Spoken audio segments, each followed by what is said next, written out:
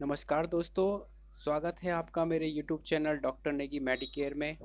और मैं हूं आपके साथ डॉक्टर प्रदीप नेगी। दोस्तों, सबसे पहले आप सभी को नव वर्ष की बहुत बहुत शुभकामनाएं। और मैं आशा करता हूं और मैं कोशिश करूंगा कि इस नए वर्ष में आपके लिए और अधिक इन्फॉर्मेटिव वीडियो लेकर आऊं। तो अगर आपने मेरा YouTube चैनल सब्सक्राइब नहीं किया है तो जल्दी मेरा YouTube चैनल सब्सक्राइब कीजिए दोस्तों, ताकि मेरे आने वाली हर एक वीडियो की जानकारी आप तक पहुंचती रहे। दोस्तों, अगर आप acne, pimples, black head, white heads की समस्या से परेशान हैं तो ये वीडियो आपके लिए बहुत फ़ायदेमंद रहेगी, क्योंकि मैं आज आपको एक्ने के बारे में वो सब जानकारी दूंगा जिसके द्वारा आप अपनी इस समस्या से छुटकारा पा सकेंगे। मैं आज आपको बताऊंगा कि एक्ने, पिंपल्स होते क्यों हैं और इनकी होम्योपैथिक मेडिसिन कौन कौन सी है जिसको यूज़ करने से ये पिंपल्स, ये एक्ने बिल्कुल ही ठीक हो जाएंगे। तो चलिए दोस्तों, बात करते हैं एक्ने की। दोस्तों, कील मुहासे, एक्ने या कहें पिंपल की समस्या से अक्सर आपका सामना होता रहता है। खास करके चेहरे पर अगर पिंपल्स हो जाए तो आप ज़्यादा ही परेशान हो जाते हैं। Pimples, black head, white head, ये सभी एक्ने के ही टाइप होते हैं। एक्ने वल्गैरिस, जो कि एक्ने का ही एक मेडिकल टर्म में नाम होता है। Acne chronic inflammatory skin condition होती है।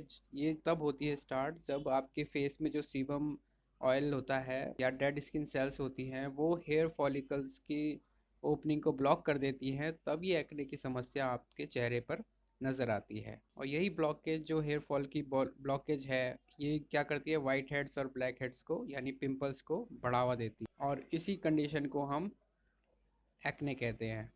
ये ज़्यादातर आपको यंग एज टीनेजर्स में दिखाई देगी, यानी जो 13-14 साल के बच्चे होते हैं तो उनको एक्ने की समस्या ज़्यादा देखने को मिलती है। एक्ने वल्गैरिस, जो कि मैंने आपको पहले ही बताया था, एक्ने की मेडिकल टर्म का एक नाम होता है, जिसमें कि आप ब्लैक हेड्स भी उसी का एक टाइप होता है एक्ने का, वाइट हेड भी, जो कि पिंपल्स कहते हैं हम, कॉमन नेम उसका। और ये ज़्यादातर कहाँ कहाँ देखने को मिलता है, ज़्यादातर आपके फेस में एक्ने देखने को मिलेंगे, चेस्ट में, शोल्डर में और बैक में। तो यही कॉमन स्पॉट्स होते हैं जहाँ पे आपको एक्ने ज़्यादातर देखने को मिलते हैं। अब बात करते हैं दोस्तों एक्ने वल्गैरिस यानी एक्ने की कॉजेज़ की, कि ये होते क्यों हैं। तो ये ज़्यादातर कॉमनली प्यूबर्टी की एज में देखा जाता है, 13 से 14 साल की जो एज होती है बच्चों की, क्योंकि इस एज में जो हमारे चेहरे या बॉडी में सिबेशियस ग्लैंड्स होती हैं, जो कि एक तरह का ऑयल सिक्रीट करती हैं, जो कि चेहरे और बॉडी को मॉइस्ट रखने में सहायक होती है, तो वो ज़्यादातर एक्टिवेट हो जाती है इस एज में, जिसके कारण हमें एक्ने की समस्या इस एज में देखने को मिलती है। वैसे ये किसी भी एज में हो सकती है और ये ज़्यादातर ख़तरनाक नहीं होती, इतनी ज़्यादा डेंजरस नहीं होती, लेकिन कभी कभी ये चेहरे पर थोड़े दाग भी छोड़ जाती है। तो इसका पहला कारण होता है इंक्रीज्ड सीबम सिक्रीशन, मतलब कि जो हमारे चेहरे पे ऑयल ग्लैंड होती हैं, जिसे हम सिवेशियस ग्लैंड कहते हैं, उनमें अगर सीबम का प्रोडक्शन, ऑयल का प्रोडक्शन ज़्यादा होने लगे, तो एक वजह ये भी हो सकती है एक्ने की। दूसरा, माइक्रोबियल कॉलोनाइजेशन, मतलब कि अगर बैक्टीरिया अगर हमारे फेस में चिपक जाता है किसी वजह से, अगर हम उसको वॉश नहीं करते फेस को सही तरह से साबुन से, तो बैक्टीरिया ग्रोथ भी एक कारण होती है एक्ने की। नेक्स्ट होता है ऑक्लूजन ऑफ सेबेशियस ग्लैंड। मैंने जैसे बताया था कि कई डेड सेल्स, स्किन सेल्स होती हैं या ऑयल से भी सेबेशियस ग्लैंड ब्लॉक हो जाती है उनकी ओपनिंग, जिसके द्वारा एक्ने की समस्या देखने को मिल जाती है। अब बात करते हैं फैक्टर्स की, जो कि कौन कौन से फैक्टर्स हैं जो कि एक्ने को बढ़ावा देते हैं। तो सबसे पहला फैक्टर होता है जेनेटिक, आनुवांशिक। अगर आप किसी के फैमिली हिस्ट्री में एक्ने की समस्या बहुत ज़्यादा है तो उनको भी एक्ने की समस्या होने लगती है। सेकंड, डाइट बहुत ज़्यादा इंपॉर्टेंट रखती है, कि अगर आप ज़्यादा oily food, fatty food, spicy food या बाज़ार का फूड सबसे ज़्यादा खाते हो, पानी कम पीते हो, तो उसके कारण सीबम ऑयल ज़्यादा सिक्रीट होने लगेगा चेहरे पे, जिसके कारण एक्ने की समस्या दिखने लगेगी।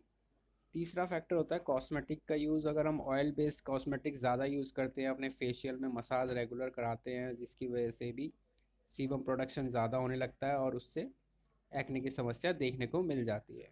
नेक्स्ट होता है मेंस्ट्रुअल साइकिल। अगर आपका इरेगुलर है किसी वजह से, तो उसमें भी हार्मोन का इम्बैलेंस की वजह से एक्ने की प्रॉब्लम देखने को मिलती है।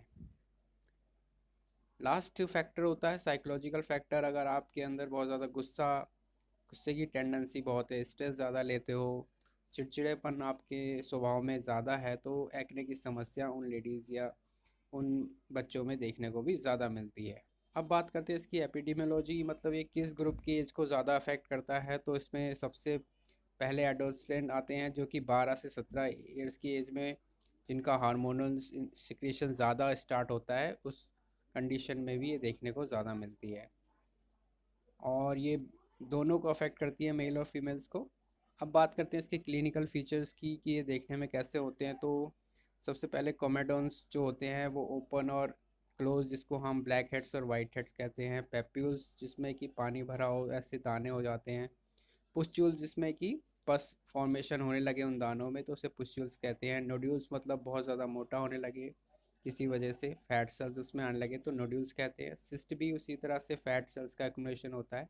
तो ये मॉर्फोलॉजी आपको ज़्यादातर देखने को मिलेगी। पेन ज़्यादा होगा उनमें, ठीक है। किसी कभी कभी पस फॉर्मेशन, खुजली, इचिंग भी होने लगती है फेस पे, जहाँ पे हमारे चेहरे पे ये पिंपल्स हो जाते हैं।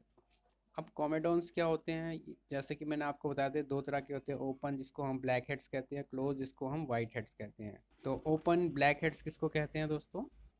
ब्लैक हेड्स जो फेस पे अगर काले रंग के डॉट्स आपको देखते को ऐसे मिल जाते हैं, देखो काले काले, ये ब्लैक हेड्स होते हैं।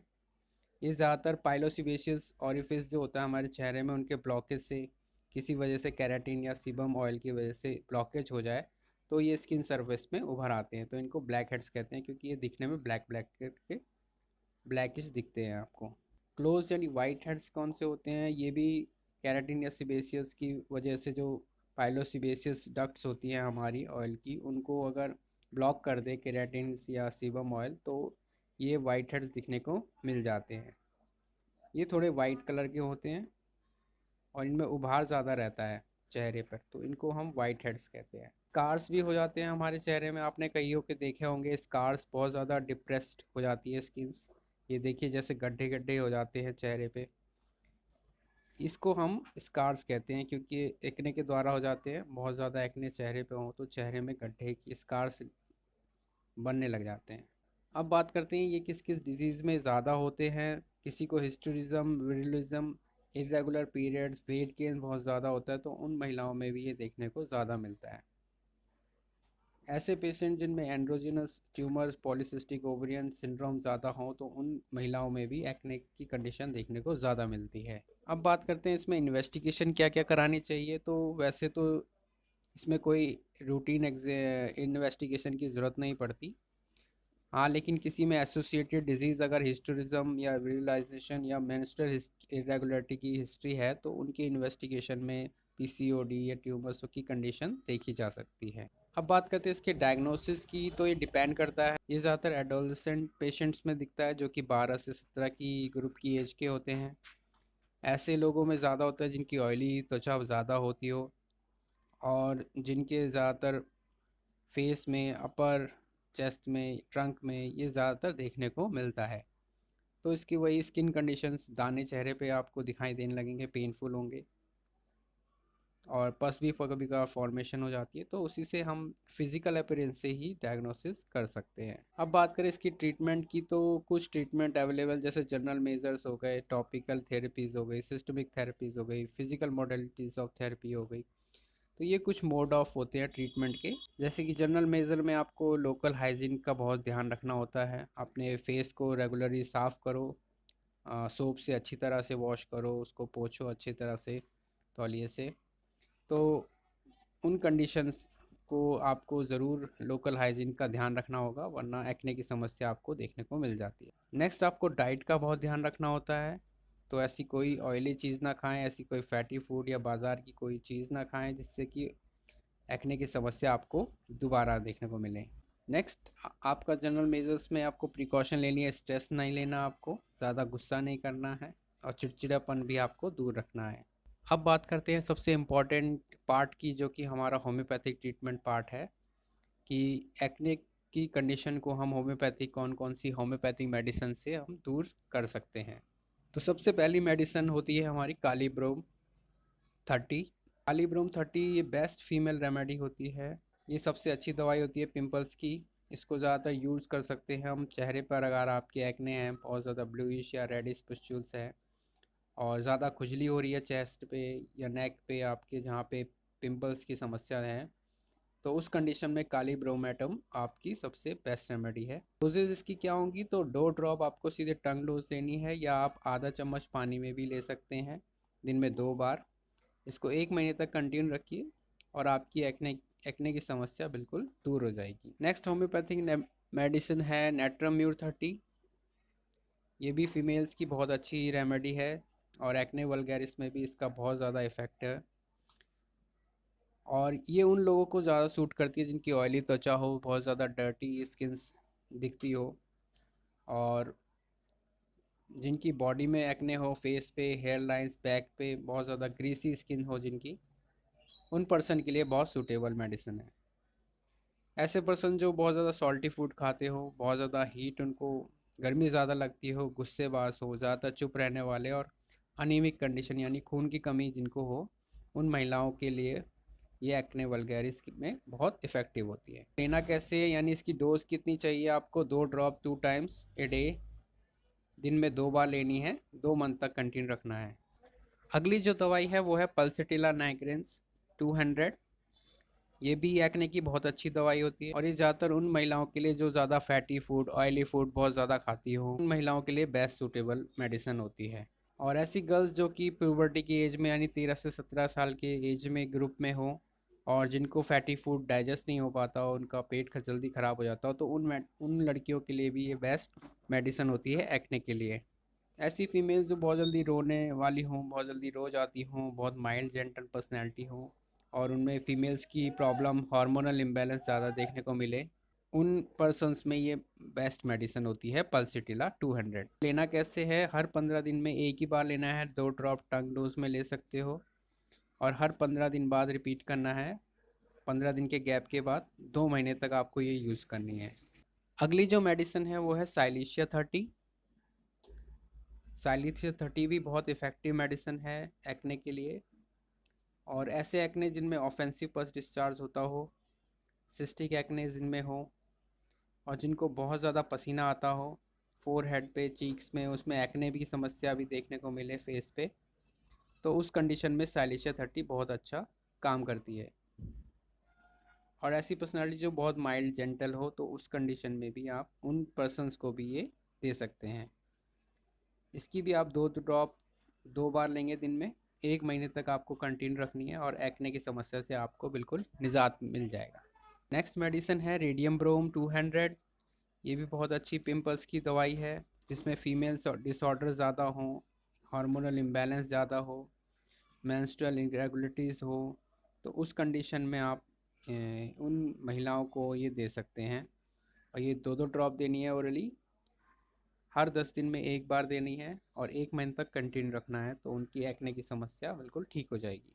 नेक्स्ट मैं आपको बताता हूँ एक्सटर्नल एप्लीकेशन के लिए कौन सी दवाई है। तो बर्बरी सिक्यूफोलियम मदर टिंचर एक दोस्तों आता है SPL का, और ये स्किन की सारी कंप्लेंट्स के लिए बहुत बेस्ट रेमेडी है।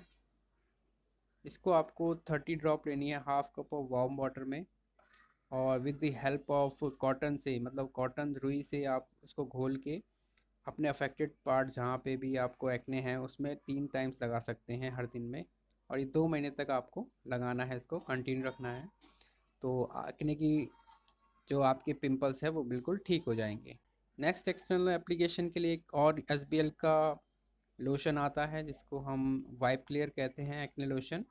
ये भी एक्निकल कंडीशन में जो पिस्चुल्स हो, पस फॉर्मेशन हो, कॉमेडॉन्स हो फेस पे, आर्म्स में, बैक में, उसके लिए बहुत बेस्ट रेमेडी है। एंटीसेप्टिक होती है वो दोस्तों, और इसको आपने 2 बार दिन में अप्लाई करना है कॉटन से। जब आप इसको अपने फेस को वॉश कर लेंगे, उसके बाद सुखा कर अपने फेस को कॉटन से वहाँ पे दिन में 2 बार लगाना है। नेक्स्ट एक क्रीम बताता हूँ दोस्तों, बैक्सन्स की एक्ने ऐड होती है, एक्सटर्नल एप्लीकेशन के लिए है ये भी, और ये सारी स्किन कंप्लेंट्स के लिए भी बहुत अच्छी दोस्तों, ज़्यादातर एक्ने या पिंपल्स के लिए। तो इसको भी आपने 3 टाइम्स लगाना है दिन में 3 मंथ तक, और आपको एक्ने से छुटकारा मिल जाएगा। तो दोस्तों ये थी मेरी वीडियो एक्ने के ऊपर, पिंपल्स के ऊपर। आपको अगर ये वीडियो पसंद आई तो please like, share and comment ज़रूर कीजिएगा, और मेरे चैनल को सब्सक्राइब ज़रूर कीजिएगा, ताकि मेरे आने वाली हर एक वीडियो आपको पहुंचती रहे। तो आपसे अगली मुलाकात मेरी नेक्स्ट वीडियो में होगी, तब तक के लिए धन्यवाद।